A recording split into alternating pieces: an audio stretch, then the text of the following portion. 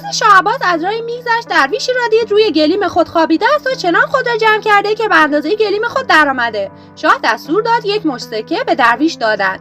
درویش هم شرح ماجرا را برای دوستانش تعریف کرد. در میان جمع آنها درویشی بود که به فکر افتاد او هم از انعامشان نصیبی ببرد. به این امید سر راه شاه پوست تخت خود را پهن کرد و به انتظار بازگشت شاه نشست. وقتی که مرکب شاه از دور پیدا شد، روی پوست خوابید و برای اینکه نظر شاه را جلب کند، هر یک از دست و پاهای خود را به طرفی دراز کرد، به طوری که نصف بدنش روی زمین بود.